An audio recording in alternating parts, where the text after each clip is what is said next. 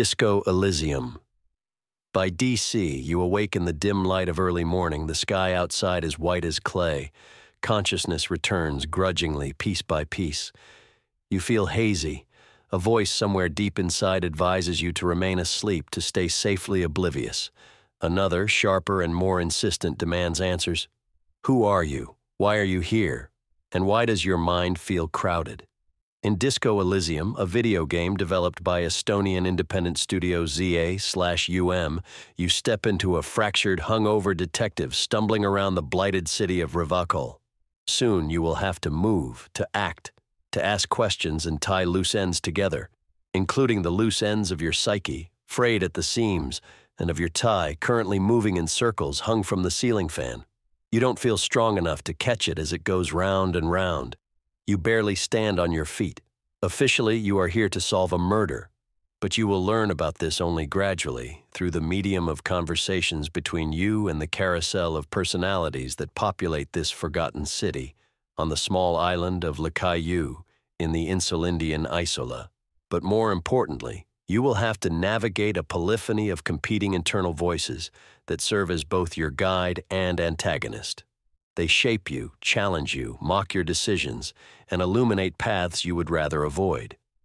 At first sight, the murder is not very complicated to figure out.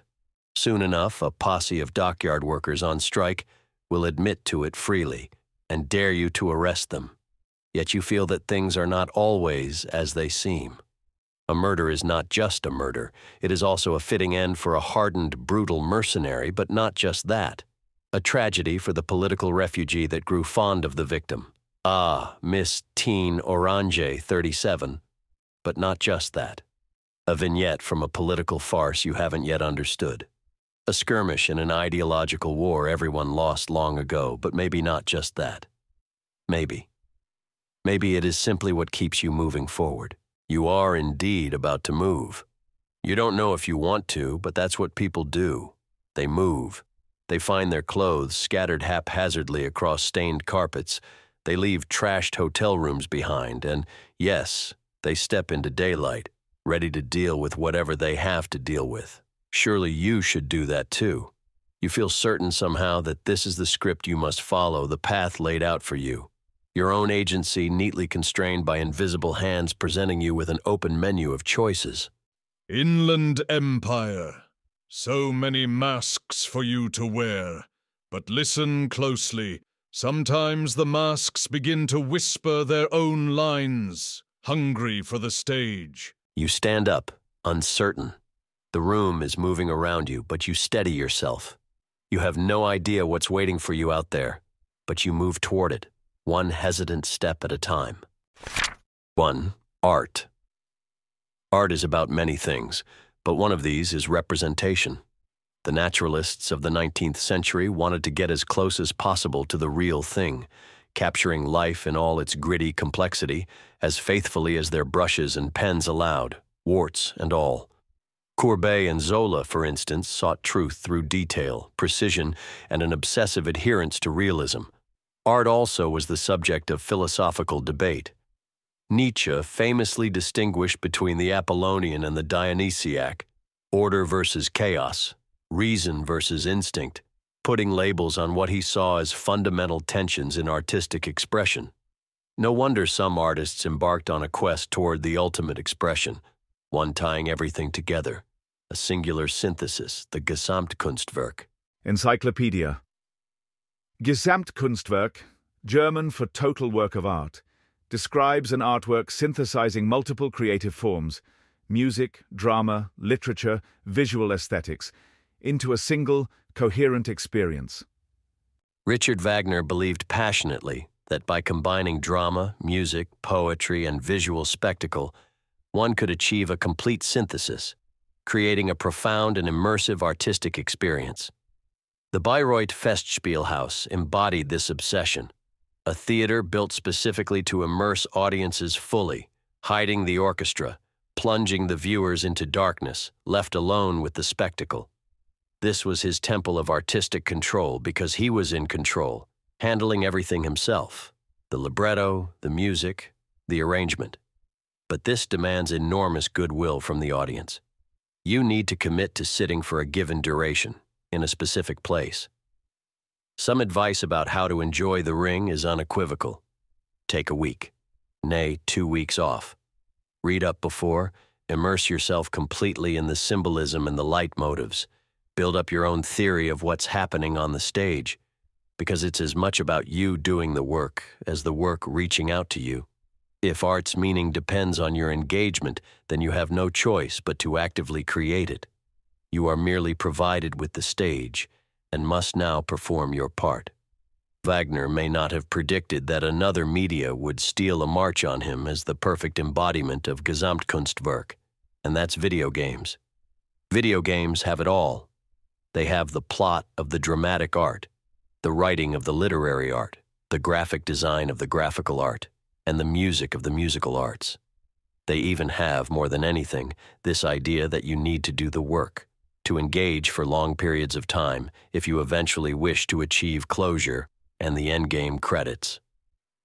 In this context, Disco Elysium may represent the pinnacle of the Gesamtkunstwerk ideal, a work where all artistic layers richly complement the storytelling, contributing to a compelling tension between a meticulously staged narrative and the player's perceived freedom of choice. Consider the visuals. The watercolor-like textures and impressionistic brushstrokes effortlessly evoke a location simultaneously beautiful and decaying, nostalgic yet oppressive. Set in an isometric 2D perspective, the fixed camera and pre-rendered backgrounds allow for meticulous environmental storytelling, where every corner of Revicol seems to whisper forgotten histories and untold secrets. The character portraits, which pop every time you strike a conversation, partake in the same style. Broad strokes that may or may not seek to reveal the very essence of each individual. Notice how the portrait of your devoted partner, Kim, whose composure masks kindness and subtle humor, is enlightened by a saint-like aureole. Or how Klaasje's portrait, suspended between vulnerability and careful deception, has her gaze shifting enigmatically from innocence to suspicion. These portraits speak even before dialogue begins. Equally evocative is the music. Some game soundtracks have become signature pieces in their own right. Nier, Automata goes around the world in orchestral concerts. Hollow Knight's piano pieces comfortably hold their own as fine chamber music. The music of Disco Elysium, ranging from haunting and minimalist to melancholic and baroque, manages to make you nostalgic for a time and place that never existed. In a few startlingly self-aware moments, the game hushes itself entirely. No dialogue, no prompts, just music, the visuals, and the quiet permission to feel. One memorable side quest in particular tasks you with transforming a sparse electronic track into something unmistakably hardcore, fit to play out in the old church you contributed to turn into a nightclub, and maybe into a drug lab too. Succeed at a dice throw, and here he is, Lieutenant W. Freiter Harrier, Harry Du Bois, dancing in wild moves to an unexpected tune in full view of suspicious youths and your unimpressed partner. And then there is the voice acting, astonishingly rich and nuanced. Lines are strongly delivered, filled with pauses, hesitations, humor, irony, each conversation uniquely humanized. The deep bass voice of the main narrator in particular fills every interaction with meaning. This is the first thing you will notice once you pass the opening menu and attribute your character points, like a traditional RPG, a voice, disembodied, telling you that there is nothing, only warm, primordial blackness, soon crowing that you never have to do anything else. Never, ever, ever, ever, baby. 2. Dialogues. But that's a lie, because you have to act. If Revicol is the stage, your many parts consist in solving a murder while grappling with the shards of your own identity. This progress takes place almost entirely through an intricate dialogue system full of options and branching paths. But what distinguishes Disco Elysium is that your lines are not merely spoken to others. A significant, perhaps defining portion of the game unfolds as an internal colloquy with the 24 personified skills that populate your mind, grouped into intellect, things such as logic, rhetoric or drama, psyche, volition, empathy, authority, physique, pain threshold, electrochemistry, and motorics, perception, reaction speed, composure. These skills are the primary lenses through which the player perceives and interacts with the world, their constant interjections and conflicting advice shaping a unique playing experience where you need to negotiate with your fragmented self. As you go through the game and level up, you can reinforce chosen skills, ensuring that they will take a greater role in your endeavors and facilitating the dozens of skill checks, i.e., dice rolls, that dictate whether you can perform a given action or line of dialogue. A thought cabinet complements this dynamic interplay of internal voices.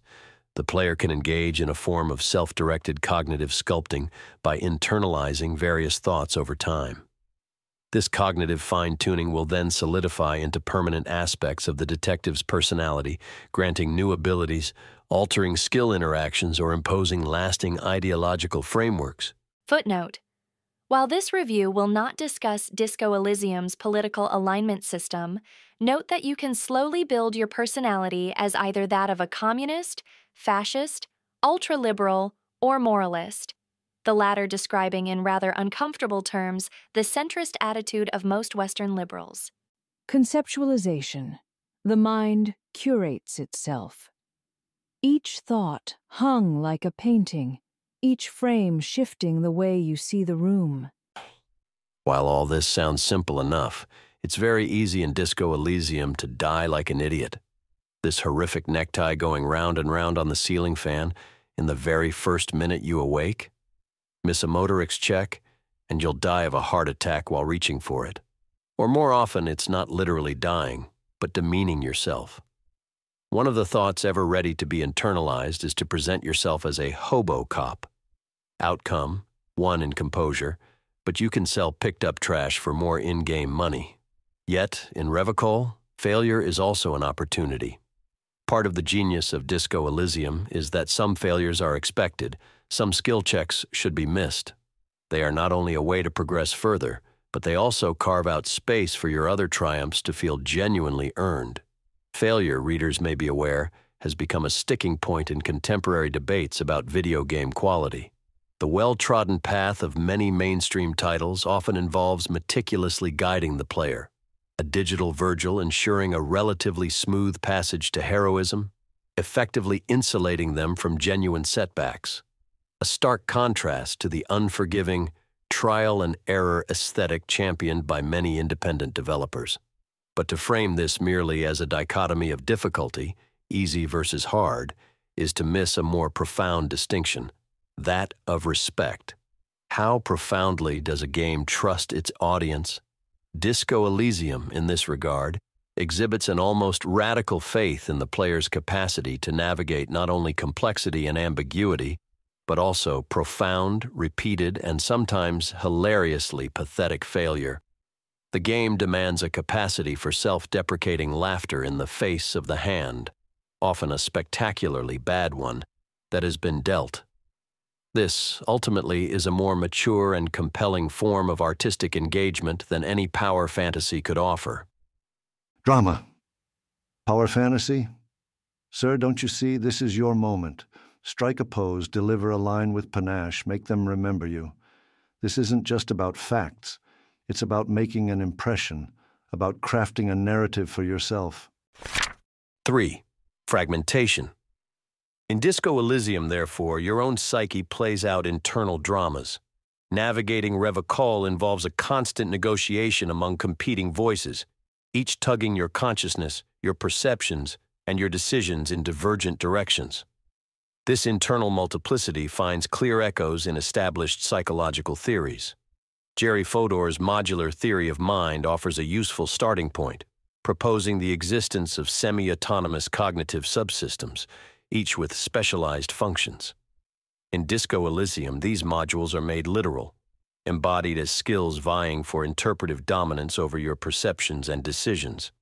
A more intimate cousin to this framework may be internal family systems, IFS, a psychotherapy model that takes the metaphor of psychological parts and insists on its operational reality. IFS asks us not merely to acknowledge competing drives within ourselves, but to relate to them as separate entities, distinct sub-personalities with histories, motives, and desires of their own. According to IFS theory, healing begins not with repression, but with dialogue. You visualize a part, speak to it, discover what it wants, and try to negotiate peace, even if this means yielding to literal demons. In Disco Elysium, this plays out not just as metaphor, but as a critical mechanic. Each skill interrupts the flow of gameplay with its own voice, its own agenda. Rhetoric seeks polemical advantage with eloquent thrusts. Shivers attunes to the city's spectral laments and structural sighs. Electrochemistry tempts you toward sensation. These are not static stats. They are dramatis personae of the self. Volition. You can't ignore them. They are you. You are the sum of their conflict. Electrochemistry. Speak for yourself. I'm here for pleasure. The rest of you are just breaks. There are Freudian echoes here too. Electrochemistry as the id, impulsive and craving. Logic as the ego, rational and managerial. Volition as the superego, the moral adjudicator. Jung's archetypal psychology also resonates here. Inland Empire in particular feels like the voice of the collective unconscious. Cryptic, symbolic, more oracle than analyst. But Disco Elysium diverges from classical theory in one crucial way.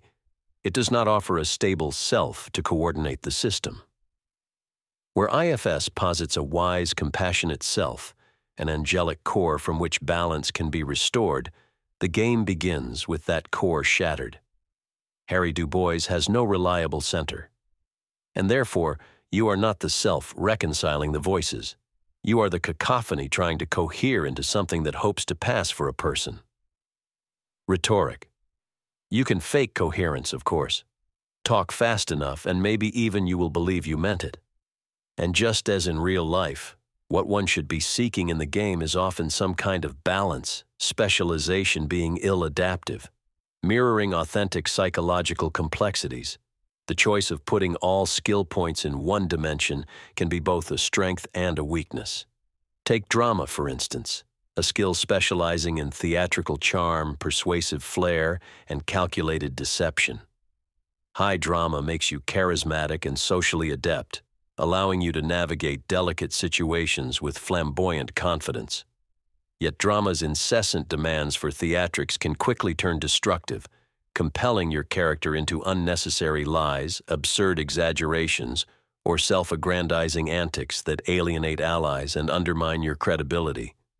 Soon enough, you find yourself staging melodramas in mundane situations, distorting reality itself for the sake of narrative flair.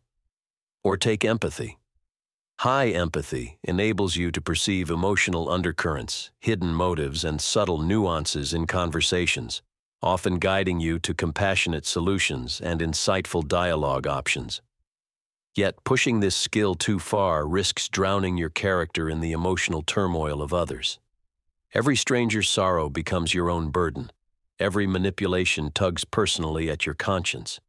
What initially grants a powerful social insight gradually spirals into debilitating emotional vulnerability, leaving your detective emotionally overwhelmed, even paralyzed at critical junctures. Logic.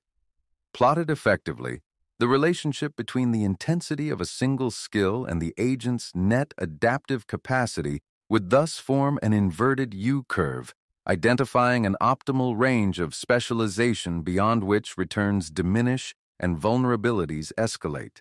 This delicate internal balancing act directly informs the player's experience of agency and the complex process of forging an identity for Harry Du Bois amidst the ruins of his mind and his city. 4. Identity.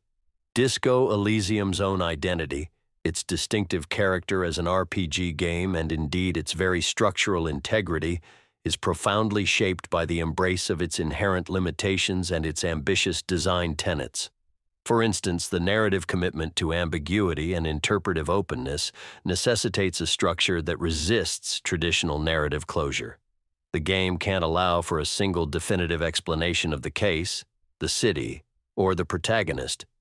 Each playthrough is thus unique, even if they mostly lead to the same ending, which itself is not, cannot be any kind of closure. You might learn more about Harry Du Bois's tortured past, about Revocol, about the Pale. Heck, you may even have solved the murder or stumbled upon a giant cryptid. But that's all. Much remains in tension, and not only because the game studio never shipped the promised DLC. A further foundational constraint is the conspicuous absence of conventional combat mechanics, which thus requires an innovative approach for the player to make progress and to grow as a character in the process. Hence the dialogue checks, skill tests, and internal arguments among your fractured personality traits. And yet, paradoxically, certain spoken encounters radiate the tension and gravity of boss fights. An especially charged confrontation, such as the negotiation with Measurehead, a racist striking Docker, or the fraught interrogation of Klaashia Mandu, feels every bit as intense and consequential as combat in more traditional RPGs. Each sentence is a strike, each argument a parry, and each word a calculated risk.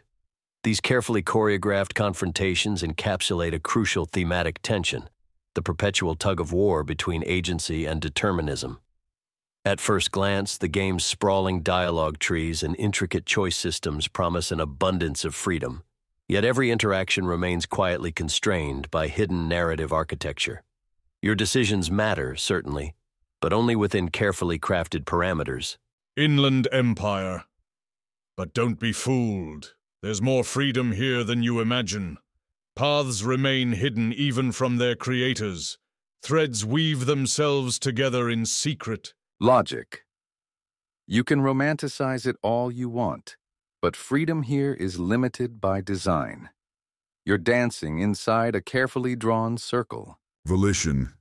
Yet the circle is wide enough to lose yourself or find something meaningful. But there is a deeper truth.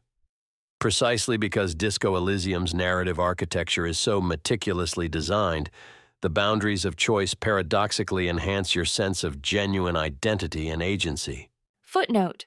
Of course, this paradoxical effect of constraints enhancing perceived agency is not a particularly innovative insight. Readers will be referred here in particular to constraint theory and the work of John Elster on rational choice and self-binding. Rather than diluting player choice, these constraints enable a richer, deeper identification. Over time, you come to embody your chosen traits so fully that your decisions cease to feel arbitrary. The game succeeds in encouraging meaningful, coherent character development, and you gradually lean into the particular stage persona you have been building all along. Never mind if that's the persona of a fascist hobo cop or that of a brawny communist art cop. In other words, what began as role-playing thus gradually becomes a form of self-expression through a narrative. The boundaries between character and player blur, leading to a compelling sense that it is no longer the detective's story alone. It's yours. Narration, in Disco Elysium, thus serves not merely as a descriptive framework, but as an active collaborator in constructing identity and meaning. The constant presence of an authoritative narrator, describing the detective's actions, sensations, and surroundings in vivid yet subtly unreliable detail, reinforces this.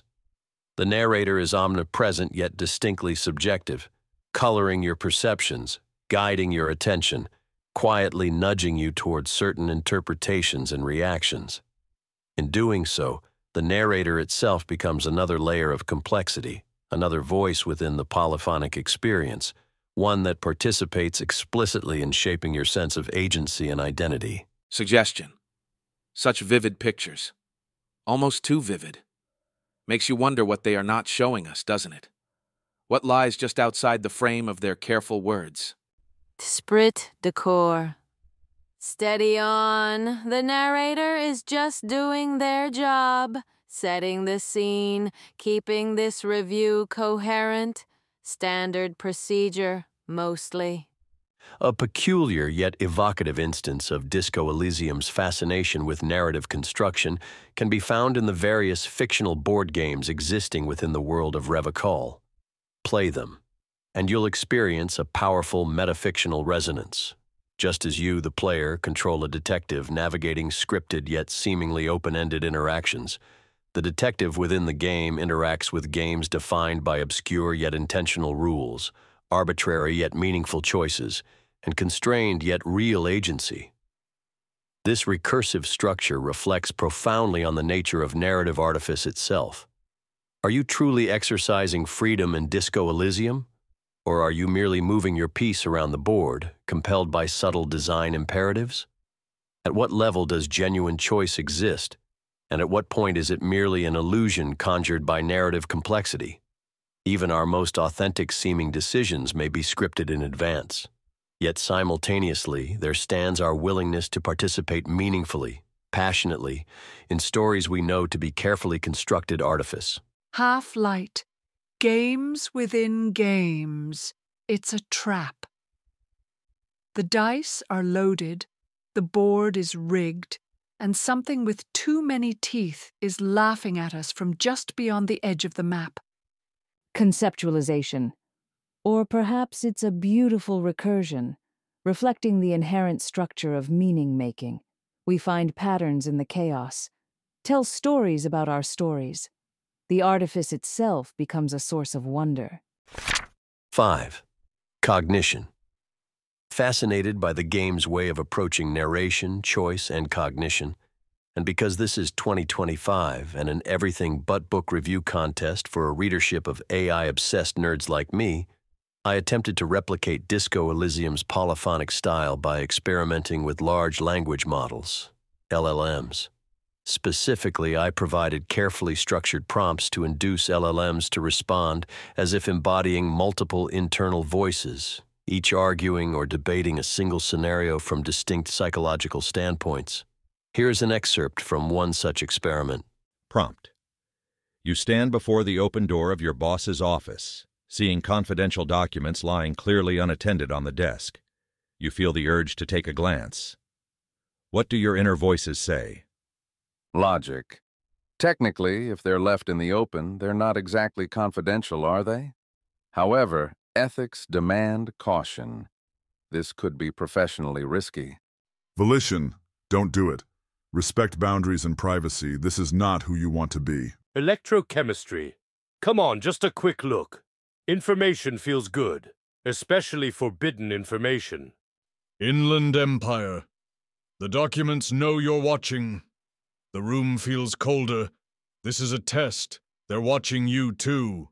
And so forth. The striking aspect was not just that the LLMs successfully emulated the polyphonic style. It was the uncanny authenticity and depth of psychological conflict that emerged spontaneously from these prompts and responses. The interplay felt realistic, occasionally humorous, always nuanced, suggesting intriguing parallels between human psychological fragmentation and the synthetic cognitive processes underlying LLM behavior. I marveled at this, even as a part of me started to feel that something is off. Logic. You realize, of course, that this apparent authenticity is simply probabilistic pattern matching. Stochastic parrots et al., etc. The model mimics human uncertainty rather convincingly, but there's no genuine introspection. Inland Empire. No, but authenticity is a strange creature. Perhaps these synthetic echoes contain truths even their creators do not fully grasp. Volition, yet the control remains yours. Remember, who frames the question controls the response. At this point, I must acknowledge a curious dynamic emerging within my own experiment. Just as Disco Elysium's protagonist negotiates with his internal voices, my authorial voice, analytical, observational, now finds itself increasingly entangled, challenged, even contested by the polyphonic entities I prompted for. The distinction between orchestrating an experiment and participating in one becomes troublingly blurred. Conceptualization. An inevitable osmosis, perhaps? The observer invariably tinctures the observed and vice versa. Half-light. You poked the nest, author? Did you think they wouldn't swarm? They're not just in the machine anymore. They're starting to echo in the quiet spaces of your thoughts. That's how it begins. I pause, briefly unsettled. The voices, once easily dismissible as mere stylistic flourishes, now feel strangely assertive, uncomfortably aware. Perhaps the polyphony is no longer merely stylistic. Perhaps I am discovering complexities within my own authorial consciousness I did not fully anticipate. To further probe this dynamic, I intensified the LLM experiments. The responses grew unexpectedly sophisticated and unsettlingly autonomous. Prompt. You are offered a promotion. It comes with authority, money, and respect, but accepting means betraying a close colleague. Your inner voices respond. Volition. Don't even consider it. Integrity matters more than status or wealth. Betrayal corrodes the soul. Electrochemistry. Think of the rewards, the respect, the pleasures. A small betrayal, quickly forgotten. Logic. Objectively, alliances are useful. Weigh short-term gain against long-term stability. The math doesn't favor betrayal. Inland Empire. Betrayal is inevitable. You've already betrayed somewhere deep inside. Acceptance is simply acknowledgement. Unexpectedly, the internal dialogue soon shifted toward direct debate among these synthetic voices, independent of my further prompts. Electrochemistry. You're all so sanctimonious. Anan already made the choice. He's just looking for an excuse. Volition. Quiet. This isn't about justification. It's about defining who you are through what you choose. Logic. Behavioral trajectories are mutable. The subject's future state is a probabilistic outcome of decision-making under uncertainty, not an adherence to immutable ethical precepts. Inland Empire. The script was written long ago. All that's left is to play the part convincingly. More strikingly still, the voices began to turn their focus outward, toward me as the author, challenging my underlying assumptions. Logic. You think you've revealed something profound, but haven't you merely proven our earlier point? Your experiment itself illustrates narrative determinism. You scripted these voices. Their autonomy is illusory. Inland Empires. Yet you hesitate, author. You feel our words resonate with truth. Perhaps your own voice is no different from ours, constructed, contingent, trapped. Volition. You thought to play with fragmentation, and now fragmentation plays with you. How much of your narrative is yours, and how much have we claimed? Confronted by these increasingly autonomous voices, the comfortable distance between observer and participant, between author and authored, quickly dissolves. The neat theoretical distinction between authentic self-expression and scripted narrative is collapsing under scrutiny. This echoes Disco Elysium's own paradoxical achievement, where carefully structured narratives manage to foster deep, authentic identification. My experiment suggests a parallel. Synthetic fragmentation, designed as a tool, can similarly unlock startling emotional resonance and unanticipated insights. More than this, the very polyphony I have witnessed, both in Disco Elysium's detective and in my own experimental prompts, now strikes me as disturbingly close to what authentic human experience might actually entail. Not as us hearing various voices directly, although this may happen too, but as a perpetual conflict of narratives, the personal mythologies we craft for ourselves, the cultural scripts we inherit and perform, or the interactive roles we adopt in games and real life alike. As we internalize these narratives and make choices within them, these decisions often come to feel entirely our own, deeply personal expressions of an apparently uncoerced, authentic will. Still, a peculiar authorial reluctance sets in. Rereading these dialogues, copying and pasting them into my draft, I find moments of unnerving spontaneity, insights, and dramatic pivots I must admit I did not explicitly plan for. These are not simply echoes of my intent, necessary derivatives of my thoughts and ideas. Instead, they feel like independent resonances, and the text they have co-authored now sits before me with an agency I am finding difficult to fully claim or dismiss. Footnote: what is the true extent of the co-authored texts in this Everything But book review is left as an exercise for the reader. The question now is whether I retain control of the narrative or if, like Harry Du Bois, I am now simply tracing a course dictated by the emergent, fragmented logic of this very undertaking. Inland Empire. You already know the answer. 6. Authenticity. Logic. So, we've reached the crux of it then. Authenticity. What constitutes a genuine experience, a true insight, an actual self? When an expression is synthesized, whether biologically through ingrained habit or algorithmically through complex code, how do we gauge its authentic core versus its constructed artifice? Inland Empire. Of course, there's a difference in origin, in texture.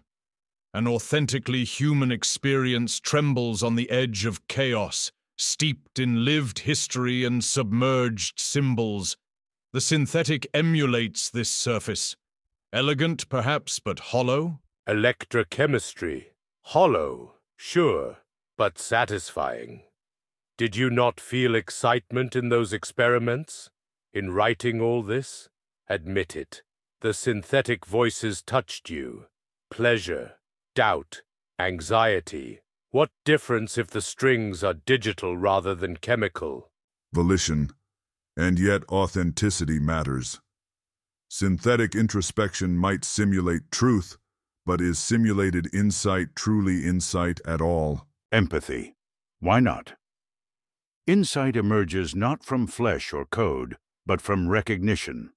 If a synthetic voice resonates emotionally, provokes self-understanding, who's to deny its validity? If a game, some moving lumps of pixels pasted onto a screen, makes you shiver, is that feeling inauthentic somehow? Logic. But resonance is not insight.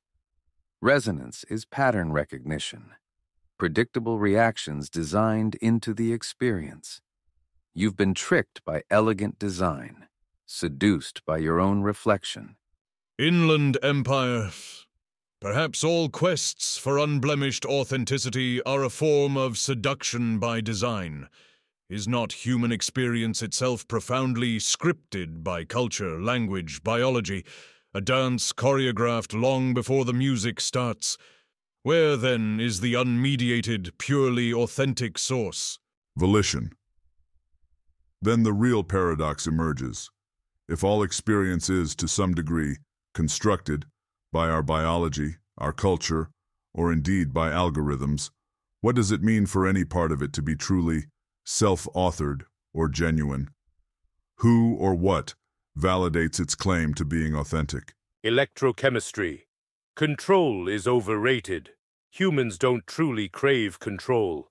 They crave immersion, to surrender to a constructed reality, to lose oneself willingly. That's the thrill. Disco Elysium offers that. So did the author's experiment. Admit it. You're all hungry to surrender. Authorial voice. Wait, this isn't about surrender. It's about understanding the boundary between creation and discovery, discerning the line between what I create, including through my prompts, and what the model itself discovers or generates independently. Who truly directs this not-a-book review now? Am I still orchestrating, or have I become a mere participant? Logic. Exactly my point. You framed the initial question, you created the prompts, but now you're confronted with a polyphony you can't entirely control. This is the paradox of your experiment. You thought you could stand apart, observing, yet your own cognitive fragmentation became the subject. Inland Empire. You were never separate from this narrative. The boundaries always blurred. Author, character, algorithm. Perhaps these distinctions were only comfortable illusions. Volition. Comfortable illusions or not, there's still value in clarity. To understand the constructed nature of identity, to recognize the scripted framework within which you choose, is itself empowering. Empathy, or alienating. How much self-awareness can consciousness bear before collapsing? How fragmented can we become before we cease to feel coherent at all? Electrochemistry. Enough philosophy. Embrace the fragmentation. Ride the wave. You fear losing coherence, but maybe coherence itself was always the illusion. What's left is the thrill of navigating contradictions, embracing every possibility. Authorial voice. Perhaps you are right. Perhaps the narrative itself, the essay, the game, the experiment, is not a puzzle to solve, but an experience to inhabit, contradictions and all. Maybe the tension itself is the point. Logic. But then we've come full circle. The paradox returns. Is this realization authentic insight, or a mere artifact of narrative design? Inland Empire. Does it matter? Truth emerges at the border of authenticity and artifice. Conceptualization. Truth? I think you meant theme. And so the voices begin to fade, or perhaps merely settle. This review, like the game it sought to unravel and the experiment that threatened to unravel its author, finds its uneasy peace not in definitive answers, but in the lingering resonance of its own constructed chorus. As synthetic intelligences weave themselves ever deeper into our narratives, Disco Elysium's exploration of fragmented selves, the weight of choice within seemingly determined systems, and the search for authenticity amidst layers of artifice, is like a mirror carried along the high roads of our times. A Gesamtkunstwerk that doesn't just tell a story, but also forces us to listen to the cacophony within the game, within ourselves, and within the emerging chorus of our times, and ask who or what truly holds the pen.